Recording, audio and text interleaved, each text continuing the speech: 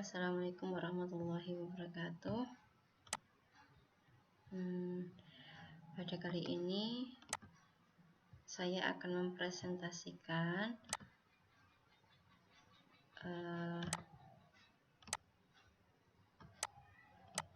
bagian saya ya di dalam mata kuliah pemasaran pendidikan. Pada bab ini akan saya presentasikan tentang analisa pasar dan pendekatannya yang dalam persaingan dunia pendidikan. Jadi sebelum kita ke analisa pasar dan pendekatannya dalam persaingan dunia pendidikan, di sini akan saya cuplik sedikit tentang produk pendidikan. Apa sih produk pendidikan itu? Nah, produk pendidikan adalah produk jasa yang dihasilkan dari lembaga pendidikan yang bersifat non-profit, jadi non-profit ya, sehingga hasil dari proses pendidikan kasat mata.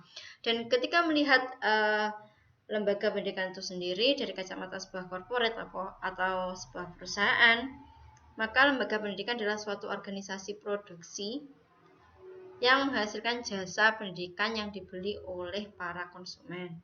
Apabila konsumen tidak mampu apabila produsen tidak mampu memasarkan hasil produksinya, dalam hal ini jasa pendidikan, dikarenakan mutunya tidak dapat memuaskan konsumen, maka produksi jasa yang ditawarkan tidak laku.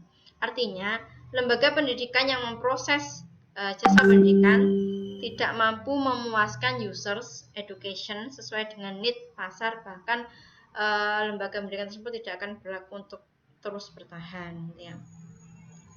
Sekilas lagi tentang produk pendidikan. Produk ini berbeda dengan produk fisik ya. Suatu jasa pelayanan pendidikan tidak bisa disimpan, berbeda dengan produk fisik ya. TV, produk makanan itu bisa disimpan, tapi untuk jasa pelayanan pendidikan itu tidak bisa disimpan. Ia diproduksi dan dikonsumsi secara bersama. Jadi ketika diproduksi jasa pendidikan itu, maka secara bersama juga dikonsumsi oleh si konsumen tadi ya. Dampaknya terjadi pada sistem pemasaran, terutama pada sisi permintaan. Jika permintaan stabil, akan memudahkan penyedia jasa pendidikan untuk melakukan persiapan baik dari sarana dan prasarana maupun peralatan teknologi pendidikan lainnya. Tetapi, jika permintaan fluktuatif, lebih sulit bagi penyedia jasa pendidikan untuk melakukan strategi pemasaran. Jasa pendidikan tidak bisa dilihat dan dirasakan oleh konsumen sebelum konsumen itu membelinya. Jadi hasilnya tidak akan pernah terasa oleh konsumen sebelum konsumen membelinya. Jadi konsumen harus terjun dulu di situ, baru konsumen akan merasakan hasilnya, akan mendapatkan hasilnya. Konsumen juga tidak dapat memprediksi apa hasil yang akan diperoleh dengan mengkonsumsi jasa pendidikan tersebut kecuali setelah membelinya. Jadi harus dibeli dulu baru bisa dirasakan manfaatnya gitu ya. Kemudian kita ke konsep dasar pemasaran pendidikan. Pada konsep dasar pemasaran pendidikan, kita akan kembali pada komponen kunci, yaitu konsep pasar ya, karena kita meskipun pendidikan kita ada pasar ya, tetap pakai konsep pasar gitu. Pasar merupakan tempat bertransaksi berbagai komoditas yang dihasilkan produsen dengan yang dibutuhkan, diinginkan dan diharapkan oleh konsumen. Pemasaran ialah proses transaksional untuk meningkatkan harapan, keinginan dan kebutuhan calon konsumen sehingga calon konsumen menjadi tertarik untuk memiliki produk yang ditawarkan dengan cara mengeluarkan imbalan sesuai yang disepakati. Kemudian, pendidikan adalah proses perubahan pola pikir, apresiasi dan pembahasaan manusia agar menjadi manusia yang artinya memanusiakan manusia. Sekolah merupakan salah satu kelembagaan satuan pendidikan. Walaupun kebanyakan orang sering mengidentikan sekolah dengan pendidikan, pendidikan merupakan wahana perubahan peradaban manusia. Ketika membicarakan sistem pendidikan tidak cukup hanya membahas sistem sekolah, tapi juga bagaimana membicarakan pemasaran pendidikan pun sesungguhnya tidak cukup hanya membahas terbatas pada pemasaran sekolah, karena paradigma pendidikan yang begitu universal tidak hanya dipandang secara terbatas pada sistem persekolahan. Jadi pendidikan itu tidak hanya membahas tentang sekolah gitu ya. Bukan hanya tentang tempat, tapi lebih ke mutu dan lebih ke outputnya gitu ya. Jadi bagaimana output itu yang dihasilkan oleh pelayanan pendidikan itu, mutu pendidikan itu bisa bertahan sampai seperti apa gitu loh.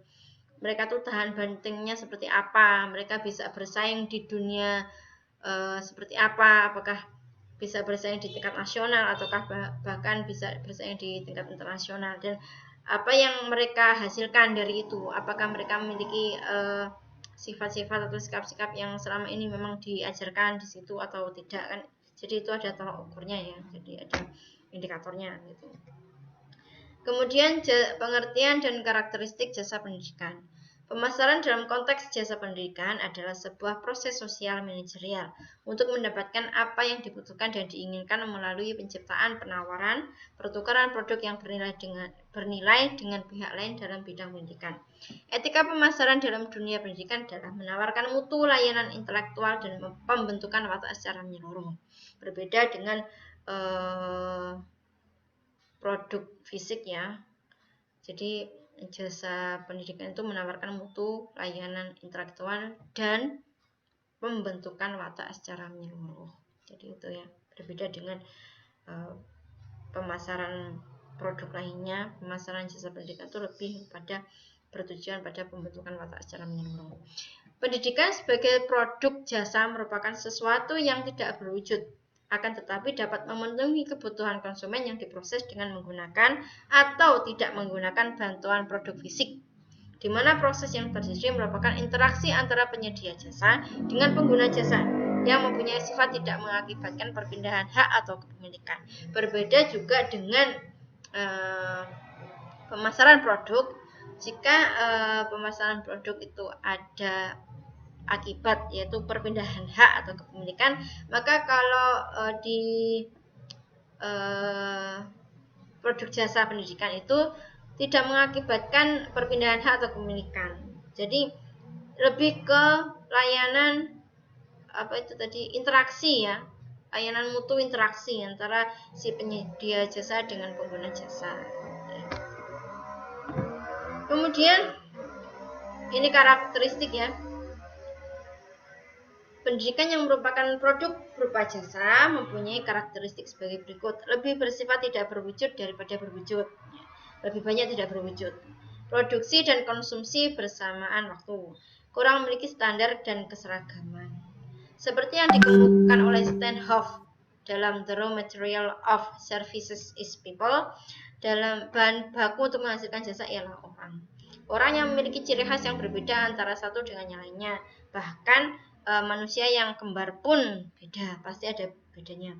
Hal itulah yang menjadikan dasar bahwa pelayanan jasa pendidikan antara satu dengan yang lainnya berbeda.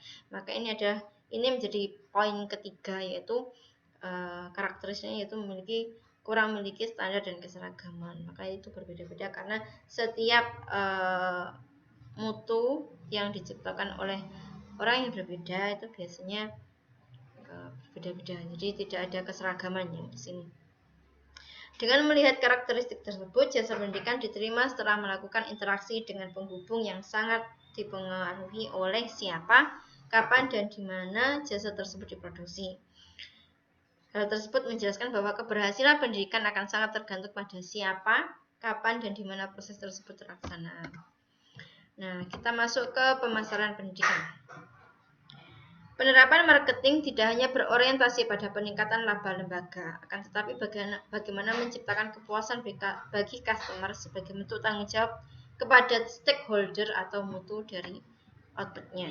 Dalam marketing pendidikan, John R. Silver yang dikutip Bukhari Alma menyatakan bahwa etika marketing dalam dunia pendidikan adalah menawarkan mutu layanan intelektual dan membentuk watak secara menyeluruh.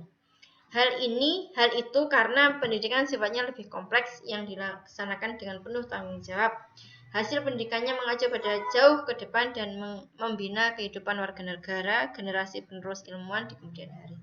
Jadi pemasaran pendidikan itu berbeda dengan pemasaran produk-produk lainnya, karena yang kita kejar itu tidak hanya laba ya, tidak hanya keuntungan semata, tetapi bagaimana menciptakan layanan kepuasan kepada customer kemudian di mana customer itu akan lebih luas lagi dalam membina kehidupan warga negara dan generasi penerus. Jadi customer yang kita layani dengan baik, kemudian dia menghasilkan manfaat dari apa yang kita tawarkan, yaitu mutu pendidikan, maka dia akan membentuk generasi-generasi sesuai dengan tujuan dari jasa pendidikan tersebut. Jadi kita tuh ketika pemasaran pendidikan, kita juga turut andil dalam membina pendidikan di Indonesia, membina warga negara Indonesia, membina masyarakat Indonesia agar bisa lebih berkompeten lagi dalam kehidupan ini. Jadi punya daya saing di dalam kehidupan ini.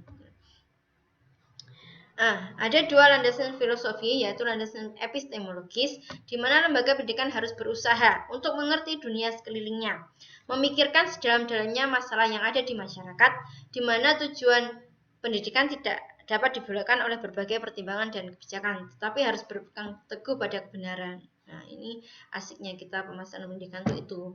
Jadi pendidikan itu harus mengerti dunia sekelilingnya, harus memikirkan masalah yang ada di masyarakat, kemudian tidak bisa dibelokkan kemanapun tujuan itu kecuali kepada kebenaran. Sedangkan landasan politik adalah memikirkan kehidupan praktis untuk tujuan masa depan bangsa, karena masyarakat kita begitu kompleks sehingga banyak masalah. Nah, dengan adanya pemasaran pendidikan, dengan kita menjual mutu, menawarkan mutu pendidikan lagi, nah kita bisa mengurangi masalah yang kompleks di masyarakat itu tadi ya. Jadi kita juga membantu negara kita gitu ya. Nah, ini kepuasan pelanggan. Setelah kita menawarkan mutu jasa pendidikan, nah kita harus juga punya tolak ukur atau indikator kepuasan pelanggan. Dalam melakukan pengukuran kepuasan pelanggan ada beberapa cara, diantaranya sistem keluhan dan saran yang paling sering dipakai, survei kepuasan pelanggan, pembeli bayangan. Nah ini yang pembeli bayangan itu ya kayak gimana, itu saya juga belum paham, mungkin nanti Pak Ridho bisa menjelaskan. Kemudian analisis pelanggan yang beralih. Kalau analisis pelanggan yang beralih itu biasanya ketika awal di tahun-tahun awal yang mendaftar hanya beberapa, kemudian seiring berjalannya waktu meningkat, tetapi ketika sudah ada di atas gitu ya, kemudian dengan waktu tahun yang berjalan kok yang mendaftar sedikit. Nah itu biasanya analisis pelanggan yang beralih ya. Nah itu kenapa mereka kok beralih? Misalnya ada sebuah keluarga yang menitipkan anak pertamanya di salah satu sekolah, kemudian karena pelayanannya menurut mereka tidak bagus, mereka kemudian beralih yang adiknya yang kedua, anak nomor 2 itu kemudian dialihkan ke sekolah lainnya kayak gitu. Jadi ada beberapa yang memang harus dianalisis ya, kenapa kok pelanggan itu beralih. Dalam konteks pendidikan, kepuasan pelanggan dapat dilihat dari beberapa komponen, yaitu karakteristik barang dan jasa, nama sekolah yang dikenal, staf pengajar yang kompeten, dan hubungan dengan lembaga luar. Jadi bagaimana kita tuh bisa ber-MOU, bekerja sama dengan banyak pihak, sehingga semakin hari kita semakin dikenal gitu ya, lembaga kita semakin dikenal.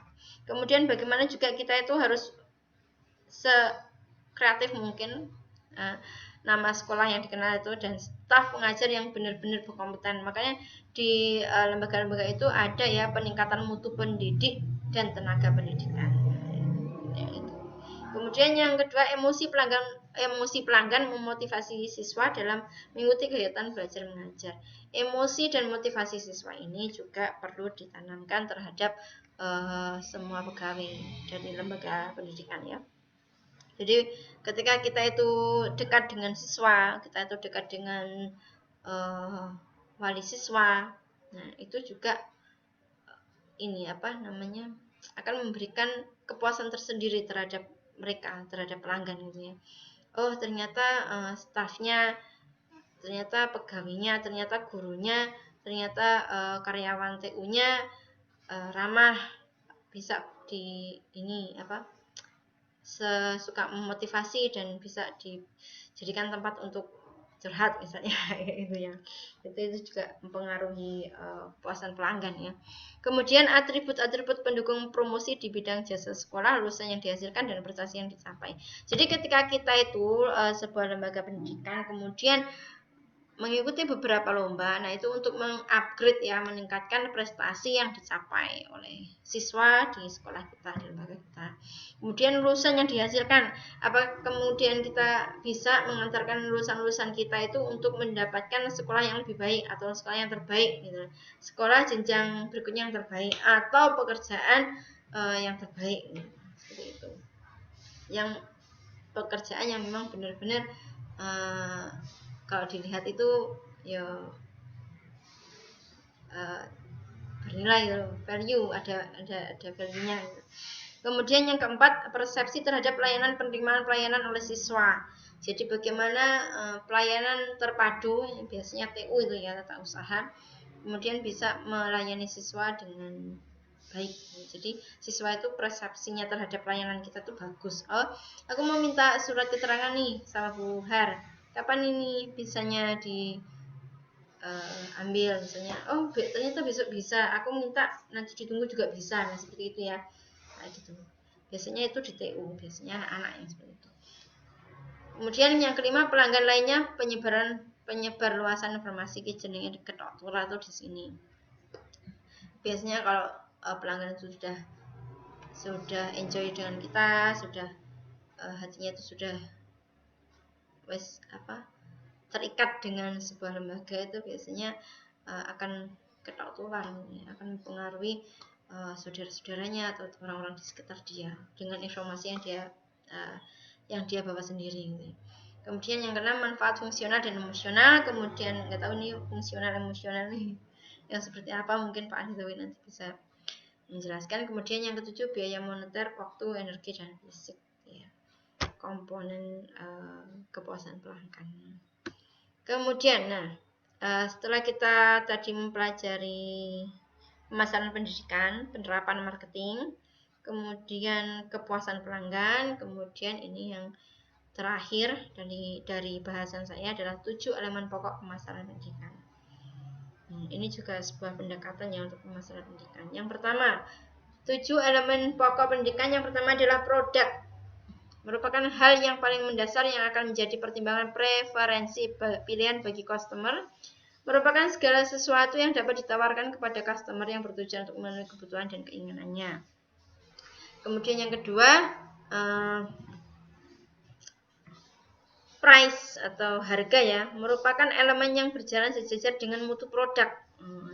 Jadi price dengan mutu produk itu sejajar ya, mutu produk dan harga. Dimana apabila mutu produk baik, maka calon siswa berani membayar lebih tinggi apabila dirasa dalam batas kejangkauan pelanggan pendidikan. Jadi sesuai dengan mutunya, oh regane semene yo apa sih? Rega nggawa rupa kayak gitu. Kemudian yang ketiga, place atau tempat adalah letak lokasi sekolah mempunyai peran yang sangat penting. Karena lingkungan di mana jasa disampaikan merupakan bagian dari nilai dan manfaat jasa yang dipersepsikan cukup berperan sebagai bahan pertimbangan dalam menentukan pilihan. Strategis ya, lokasi yang strategis dan sebagainya.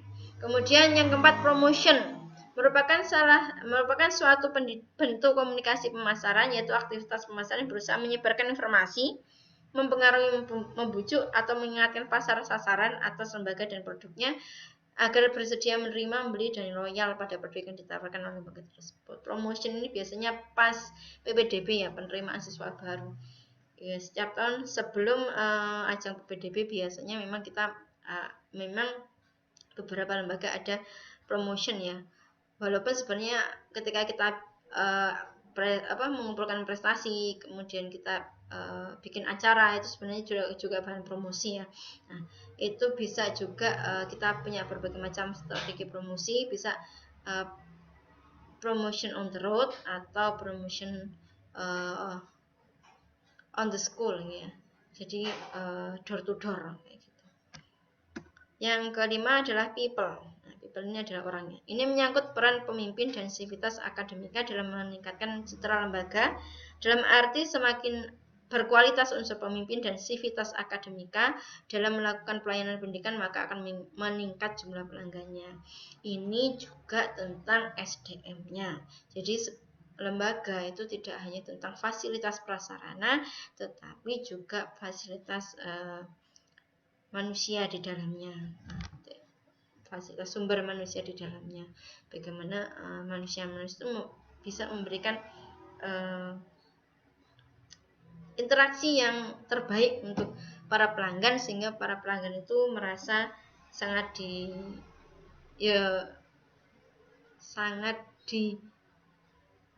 diuntungkan dengan pelayanan itu gitu ya.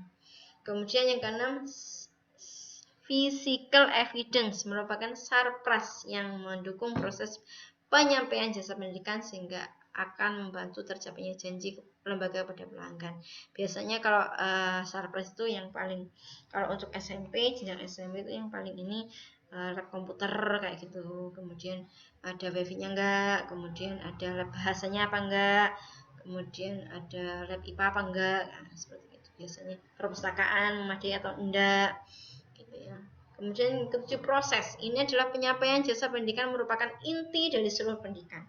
Kualitas dari seluruh elemen yang menunjang proses pendidikan menjadi hal yang sangat penting untuk menentukan keberhasilan proses pembelajaran, sekaligus sebagai bahan evaluasi terhadap pengelolaan lembaga pendidikan, dan citra yang terbentuk akan membentuk circle, akan berputar circle kembali ke awal, itu lagi kembali dalam merekrut pelanggan pendidikan. Ini prosesnya ya, bagaimana kita menentukan sasaran pasar, kemudian promosi, bagaimana caranya promosi, kemudian setelah promosi kita dapat sasaran pasar kita, bagaimana mengolah sasaran pasar kita sesuai dengan apa yang kita janjikan sebelumnya, kemudian membuat semaksimal mungkin mereka merasakan manfaat atau keuntungan dari apa yang kita tawarkan, mutu pendidikan yang kita tawarkan. Nah, mereka akan kembali lagi ke kita. Ketika kita bagus pelayanannya, mereka akan kembali ke kita. Nah, itu namanya circle ya, seperti itu. Mungkin itu yang bisa saya sampaikan.